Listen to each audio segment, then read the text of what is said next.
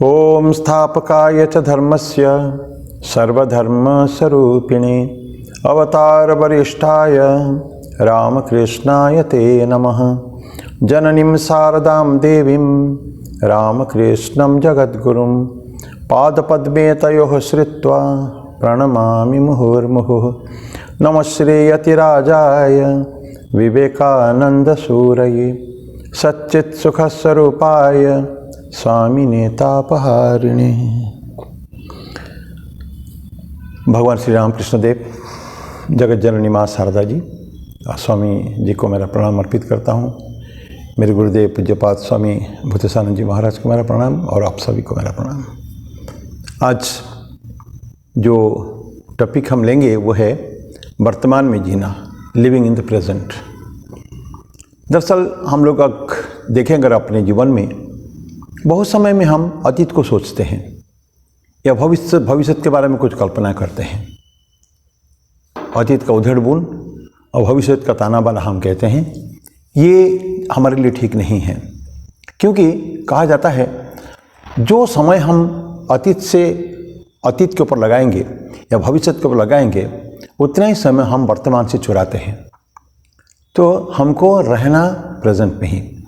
स्वामी विवेकानंद बोलते थे कि what we are today is the result of our past actions.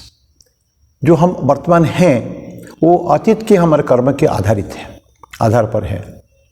और जो भविष्य में होंगे, स्वामी जी बोलते हैं, वो स्ट्रेस, ये हम कन्विक्शन के साथ कह सकते हैं, विश्वास के साथ, कि भविष्य में जो होंगे वो आज के कर्म पर निर्भर करेगा। तो अगर हम आज को सुधार लें, अतीत और भविष्य के बारे में बिना ना सोचकर, तो भविष्य को हम सुधार सकते हैं। वो हमारे हाथ में अभी है। मैं एक छोटी सी कहानी कहते हैं। एक लड़का था, एक अच्छा लड़का था, बहुत बढ़िया। दूर में कोई एक बहुत फेमस गुरु थे, उनके पास पढ़ने जाता है। वो जाके पहुंचकर, वहाँ बहुत फेमस गुरु थे वो, तो जाके पूछता है उसका प्रश्न कि गुरुदेव, मुझे कितना वर्ष लगेगा जो मैं आपके जैसा हो जाऊंगा, ज्ञानी हो जाऊंगा। गुरुदेव उसका उत्तर देते हैं 5 साल लगेगा। फिर वो लड़का पूछता है, ये तो बहुत लंबा समय है, तो मैं अगर बहुत ज़्यादा मेहनत करूं, डबल मेहनत करूं और दिन रात पढूं, तो कितना समय लगेगा? बोले कि 10 साल। गुरु बोलते हैं 10 साल लगेगा। लड़का आश्चर्य होता है। फिर बोलता है कि समय में बिल्कुल नहीं गंवाऊंगा गुरुदेव, दिन रात पढ़ाई करूंगा और कुछ काम करना नहीं है मुझे। मेरे को भविष्य में कितने समय में मैं आपके जैसा हो पाऊंगा बताइए। तो गुरुदेव बोल रहे हैं कि 15 साल लगेगा। अब लड़का खींच गया, बोलते ये कैसे गुरुदेव, मैं कम परिश्रम करूँगा तो 5 वर्ष, ज़्यादा करूँगा तो 10 और बहुत ज़्यादा करूँगा तो 15 साल। तो गुरुदेव बोले देखो, तुम एक आँख अगर भविष्य के ऊपर रखोगे, फल के ऊपर, तो तुम बाकी सारे काम वर्तमान को गाइड करने के लिए तुमके पास एक ही आँख रह गया। तो मन भी तुम्हारा आधा मन उधर चला जाएगा, आधा मन यहाँ रहेगा, तो तुम पूरे कंसंट्रेट नहीं कर पाओगे अभी। तो ये छोटी सी कहानी है। हमको भविष्य की चिंता ज़्यादा नहीं करना है। भगवान कृष्ण कहते हैं कर्मण्येवाधिकारस्ते मा फलेषु कदाचन।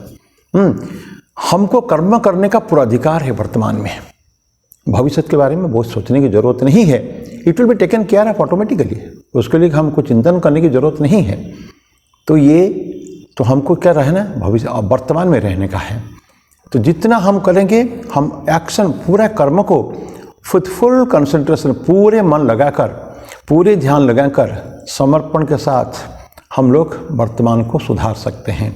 और यही हमारे हाथ में अभी है। कहा जाता है the present moment is the best moment.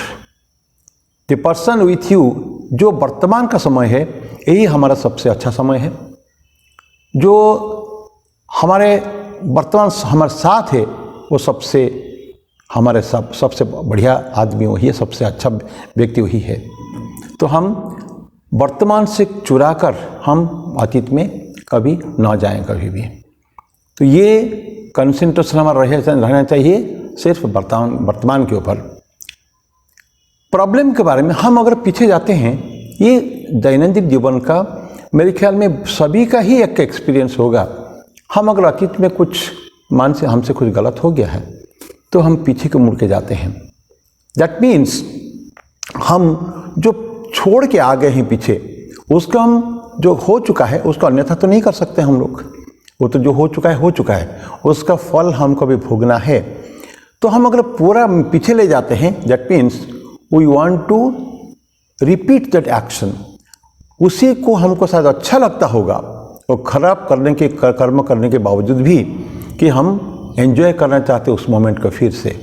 That means we are committing a double mistake. दोबारा वही मिस्टेक को करते हैं जो हो चुका है हमसे। दरअसल अतीत को हम देखना है, लेकिन किसके लिए देखना है? कि हम कुछ उसमें कुछ सीखें। हमको सीखना पड़ेगा उससे। जब तक उसे सीखेंगे नहीं कुछ, तो गलती हो गई है उसको सुधार करना है। अच्छा हो गया, बहुत अच्छा हो गया, अहंकार नहीं करने का है, लेकिन उसको और उसके ऊपर फिर सुधार करने का है। माने we can go and go and go. माने कोई एक्सेलेंस का, अच्छा करने का कोई लिमिट तो नहीं है। अगर अच्छा भी हम करते आ रहे हैं तो भी you can still do better. तो कहते हैं ना कि sky is the limit for excellence. हम अपने आप को खूब महान बनाने के लिए तो जाएं, कोई सीमा नहीं है, असीम है। असीम क्षमताएं, अनंत संभावनाएं हमारे अंदर हैं, और स्काई इज द लिमिट कहते हैं। लेकिन कुछ का कहना है sky is also not the limit. आसमान कहाँ है कौन जानता है। तो आसमान भी उसका कोई सीमा, उसकी सीमा नहीं है। तो हमको बुलंदियों को छूने की आवश्यकता है, ये प्रत्येक को, जो भी फील्ड में हम लोग हों। और ये सिर्फ केवल एक पर्टिकुलर सेक्शन लोगों के लिए नहीं है, ये सभी के लिए है। इवन हम लोग जो जीवन के उत्तरकाल में हैं, सीनियर सिटीजन हो या गृहस्थ हो या नौकरी करता हो, बिजनेस करता हो, कुछ भी करता हो, उसको सुधार की आवश्यकता है, सुधार करना चाहिए। लेकिन आजकल की जो यंगर जनरेशन है, जो युवा शक्ति जो है, वो इस बात के ऊपर ज़्यादा परेशान है। एक उनका पर इतना ट्रेमेंडस प्रेशर बाहर से है टू डू वेल, अच्छा करने के लिए। तो हमेशा एक कंपैरिजन चलता रहता है उनका, कि दूसरे ने ऐसा किया, मैंने ऐसा किया, सो मैं ऐसा नीचे रह गया।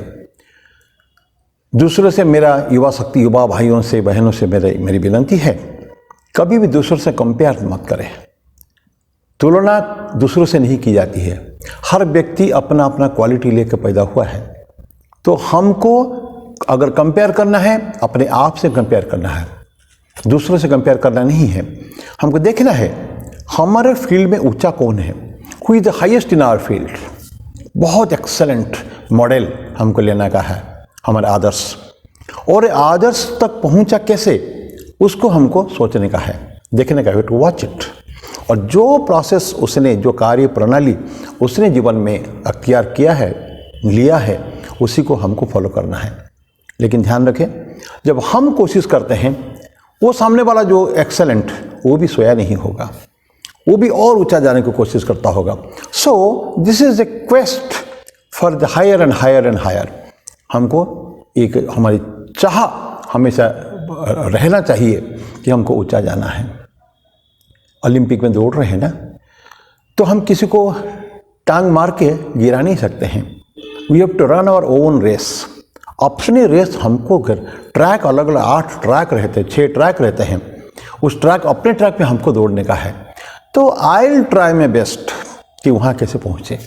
और ये तभी संभव है, हम अतीत में फेल्योर थे उसको सोचना नहीं, भविष्य में क्या होगा रिजल्ट वो भी सोचना नहीं। हमको वर्तमान में रन करना है, रेस करना है, वर्तमान में हमारी पढ़ाई करनी है। Whatever we are doing, जो भी हम कर रहे हैं उसमें हमको एक्सेलेंस लाने का है। सो दिस इज द वे। इसके बाद के ऊपर हमको एक और छोटी सी बहुत सुंदर कहानी तो नहीं, सत्य घटना है वो। बहुत बड़े डॉक्टर हो गए हैं। अब देखिए, मैं उस दिन सर्च कर रहा था गूगल में, इतना महान व्यक्ति हो गए हैं। रामकृष्ण मिशन के एक बुक्स में मैंने पढ़ा है, कनाडा के एक डॉक्टर थे, डॉक्टर विलियम ओसलर। वो स्टूडेंट जो मेडिकल कॉलेज में पढ़ते थे, तब उन्होंने, अच्छा स्टूडेंट नहीं थे वो विद्यार्थी बहुत अच्छे नहीं थे उनके इनिशियल डेज में, अर्लियर डेज में। क्यों? वो हमेशा ये सोचा करते थे कि मेरा आगे क्या होगा। वो गरीब घर के थे, मैं अगर अच्छा ना पढ़ूं मेरा रिजल्ट अच्छा नहीं आएगा। तो अगर अच्छा डॉक्टर अगर नहीं, मैं पास करूंगा कि फेल करूंगा, ये number 1 question whether I will fail or pass. Number 2, अगर इसी आगे के बारे में सोच रहे खाली, अगर मैं पास कर गया तो मैं अच्छा मार्क तो नहीं आएगा, तो मेरे को अच्छी नौकरी नहीं मिलेगी।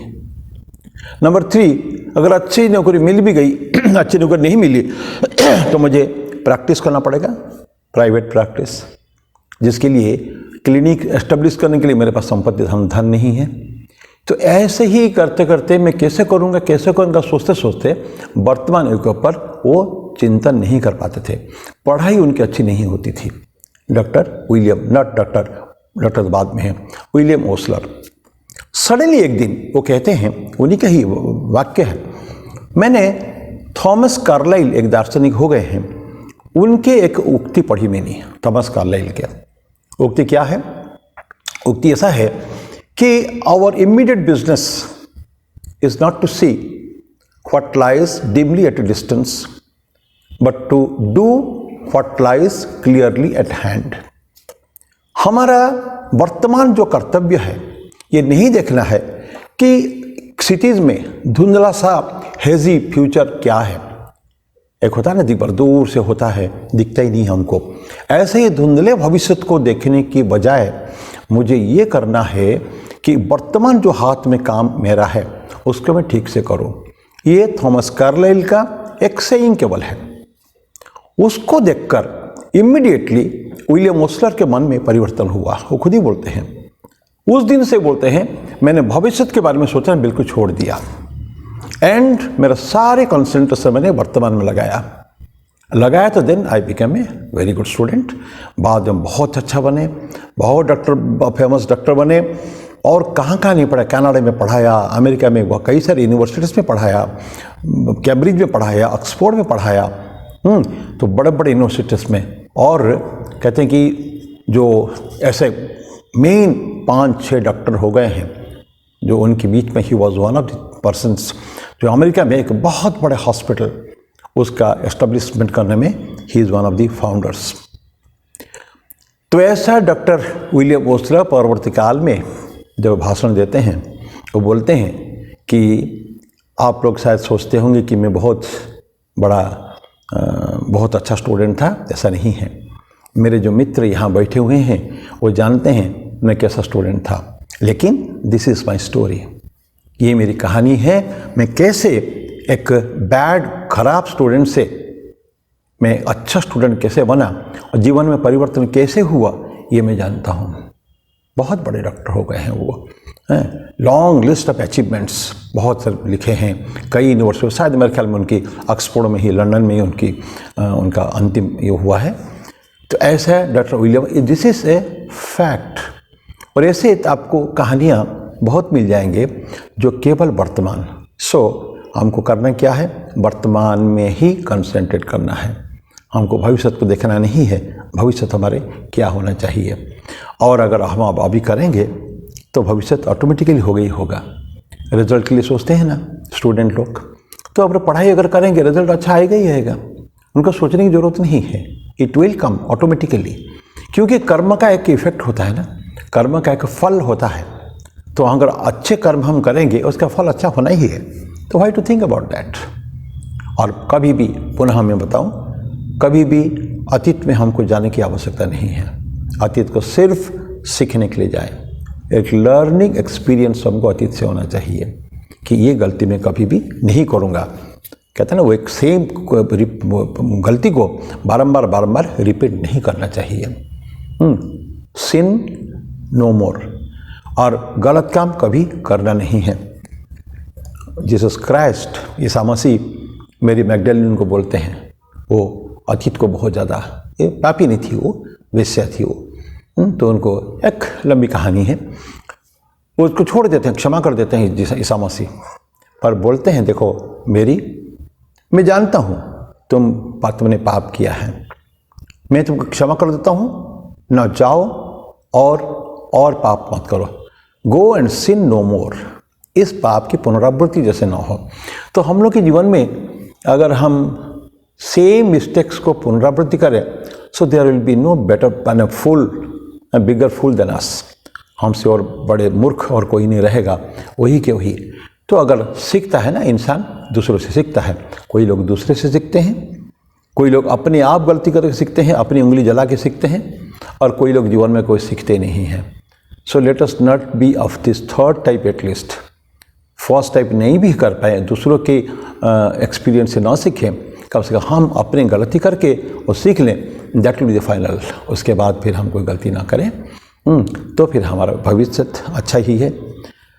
तो now I and again with an appeal, और ये अपील हमारे लिए भी है, आप सबके लिए भी है, कि कभी भी भविष्य के बारे में चिंता नहीं करने का। प्लानिंग करना बुरा नहीं, प्लानिंग कर, योजना बनाए। स्वामी जी बोलते हैं मैं योजना नहीं बनाता हूँ, योजनाएं खुद बनती है और क्रियान्वयन उसका हो जाता है। ठीक है, हम विवेकानंद नहीं हैं, हमको प्लानिंग बनाना है, short term plannings, then long term. मन में एक वो रहे, गोल, लक्ष्य है, कर्मधारा हम जानते हैं। तो लक्ष्य और कर्मधारा दोनों हमारे जीवन में अगर ठीक मैच कर गया तो हमारे सक्सेस, हमारे सफलता सुनिश्चित है। तो आज इसके साथ में मेरी वाणी को विराम देता हूँ। फिर अगले बुधवार को फिर इस तरह के छोटे छोटे टॉपिक्स, और ये टॉपिक सभी हम लोगों के लिए कार्यकारी है, प्रैक्टिकल टॉपिक्स है। ओके, मैं रखता हूँ। ओम सहना भवतु सहनौ भुनक्तु सह वीर्यं करवावहै तेजस्विनावधीतमस्तु मा विद्विषावहै। ओम शांति शांति शांति। हरि ओम तत्सत्। श्री राम कृष्णार्पणमस्तु।